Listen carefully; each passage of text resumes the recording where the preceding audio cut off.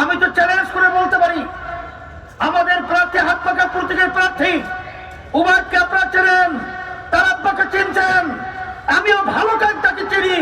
সে একজন ভালো মানুষ। সে যদি নির্বাচিত হতে পারে, ভোলাবাসীর মুখে আল্লাহর ভজনে হাসি ফুটবে, সুন্দর থাকবে, উন্নয়ন হবে, হবে,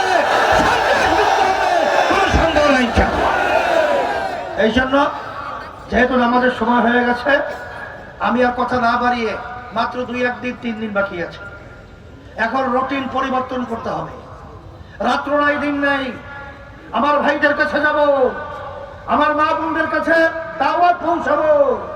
এরপরে আমরা দেশকে পরিবর্তনের জন্য, মানবতা মুক্তির জন্য, আমাদের দেশ থেকে টাকা যেন বিদেশে পাচার না হয়, আর লক্ষ লক্ষ মানুষ বিএনপি আসলে আওয়ামী লীগ পালায়, আওয়ামী লীগ আসলে বিএনপি পালায়, আর ইসলামী আন্দোলন বাংলাদেশ হাতপাখা প্রতীকে যদি প্রার্থী উবাইদ বিজয় হয়, আল্লাহর ভজনে কাউকে পালাতে হবে না, মুখ ফুলিয়ে আপনারা জমিনে থাকবেন, হাঁটবেন, কেউ কিছু বলার সাহস থাকবে না ইনশাআল্লাহ। এজন্য আমি হাতপাখা প্রতীক তার হাতে শান্তির প্রতি উঠিয়ে দিয়ে আপনাদের সামনে আমানত হিসেবে রেখে গেলাম।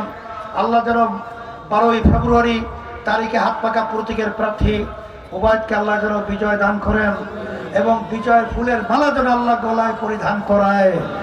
আর সারা বাংলাদেশের পাখা প্রতীকের প্রার্থীকে আল্লাহ বিজয় দান করেন।